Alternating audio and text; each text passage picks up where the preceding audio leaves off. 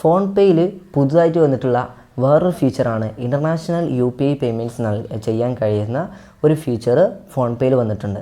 അപ്പോൾ ഇത് കുറച്ച് മുമ്പാണ് വന്നിട്ടുള്ളതെന്നുണ്ടെങ്കിൽ പോലും നമ്മൾ വീഡിയോ ചെയ്യാൻ വിട്ടുപോയിട്ടുള്ള ഒരു കണ്ടൻ്റ് ആയിരുന്നു.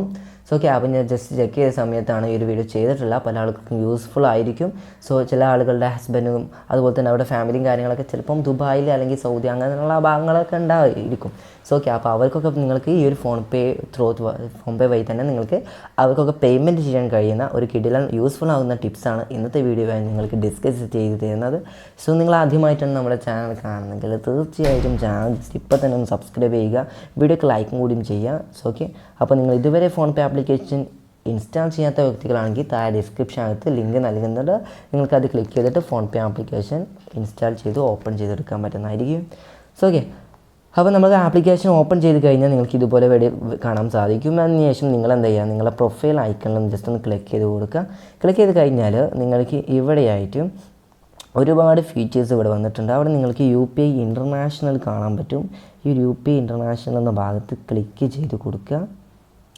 ക്ലിക്ക് ചെയ്ത് കഴിഞ്ഞാൽ നിങ്ങളുടെ ഈ ഒരു ഇൻ്റർനാഷണൽ UPI പേയ്മെൻറ്റ് ചെയ്യാൻ കഴിയുന്ന ബാങ്കിൻ്റെ ലിസ്റ്റ് ഇവിടെ വരുന്നുണ്ട്. അതായത് നിങ്ങൾ ഈ ഒരു ഫോൺപേ ആപ്ലിക്കേഷനിൽ ലിങ്ക് ചെയ്തിട്ടുള്ള ബാങ്കുകളൊക്കെ ഇവിടെ കാണാൻ പറ്റും.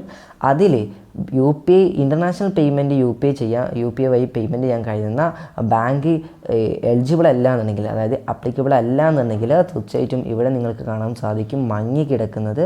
അപ്പോൾ ഇതുപോലെ ആയിരിക്കും കാണാൻ പറ്റുക. അപ്പം ഞാനിതിൽ 3 ബാങ്ക് അക്കൗണ്ട് ലിങ്ക് ചെയ്യുന്നത് എൻ്റെ Paytm payments bank international UPI payment ചെയ്യാൻ പറ്റാത്ത ഒരു ബാങ്ക് അക്കൗണ്ടാണ്. അതുകൊണ്ട് തന്നെ ഇവിടെ ഈ ഒരു രീതിയിലാണ് കാണിക്കുന്നത്, ബ്ലാങ്കായി കാണിക്കും. അതുപോലെ തന്നെ എൻ്റെ ഫെഡറൽ ബാങ്കും സൗത്ത് ഇന്ത്യൻ ബാങ്കും അത് ആക്റ്റീവായിരിക്കുന്നുണ്ട്. സോ ഇത് international payment UPI payment activate ചെയ്യുന്നതിനായിട്ട് നമുക്ക് ആ ഒരു ഭാഗത്ത് ഫെഡറൽ ബാങ്ക് ആണെങ്കിൽ ആക്റ്റീവ് എന്ന് കാണാൻ സാധിക്കും. ജസ്റ്റ് നിങ്ങൾ അതിൽ ക്ലിക്ക് ചെയ്ത് കൊടുക്കണം. സോ ഓക്കെ, അപ്പോൾ ക്ലിക്ക് ചെയ്യുന്ന സമയത്ത് നിങ്ങൾക്ക് ഒരു മാസം വരെയാണ് ഇതിൻ്റെ വാലിഡിറ്റി നിങ്ങൾക്ക് ലഭിക്കുന്നത്. സോ ഓക്കെ, അപ്പോൾ ഈ ഇൻ്റർനാഷണൽ പേയ്മെൻറ്റ് ചെയ്യുന്ന സമയത്ത് അതിനനുസരിച്ചുള്ള ഫീസും കാര്യങ്ങളൊക്കെ ബാങ്ക് ഈടാക്കുന്നതായിരിക്കും. അതൊക്കെ വേറെ, അത് നമ്മൾ ഇതിൽ പറയേണ്ട ആവശ്യമില്ല. സോ ഓക്കെ, അപ്പോൾ നിങ്ങൾക്ക് മനസ്സിലാവുന്നതായിരിക്കുമല്ലോ UPI പേയ്മെൻറ്റ് ചെയ്യണമെന്ന്. അതായത് ഇൻ്റർനാഷണൽ ഒരു പേയ്മെൻറ്റ് ചെയ്യുമ്പോൾ അതിനനുസരിച്ചുള്ള ഫീസ് ബാങ്ക് പിടിക്കുന്നുണ്ടായിരിക്കും. സോ നിങ്ങൾക്ക് ഈ ഒരു ഫോൺപേ വഴി തന്നെ UPI ഇൻ്റർനാഷണൽ പേയ്മെൻറ്റ് ചെയ്യാൻ പറ്റുന്ന ഒരു ഫീച്ചറാണ് ഇപ്പം ഫോൺപേ കൊണ്ടുവന്നിട്ടുള്ളത്. അതിനുശേഷം നിങ്ങൾക്ക് ഇപ്പോൾ ആക്ടിവേറ്റ് ചെയ്യാനായിട്ട് ഫെഡറൽ ബാങ്ക് എന്ന ഭാഗത്ത് ഞാനിപ്പോൾ ഒരു ആക്ടിവേറ്റ് എന്ന ബട്ടൺ കാണുന്നുണ്ട്. അത് ജസ്റ്റ് ഒന്ന് ക്ലിക്ക് ചെയ്ത് കൊടുക്കുക. ക്ലിക്ക് ചെയ്യുന്ന സമയത്ത് നമ്മുടെ UPI പിൻ നമ്പർ എൻ്റർ ചെയ്യാൻ പറയുന്നതായിരിക്കും. ജസ്റ്റ് നിങ്ങൾ ആ ഒരു UPI പിൻ നമ്പർ എൻ്റർ ചെയ്ത് കൊടുക്കുക. അപ്പോൾ നിങ്ങൾക്ക് പ്രോസസ്സിംഗ് ആക്ടിവേഷൻ എന്ന് കാണാം.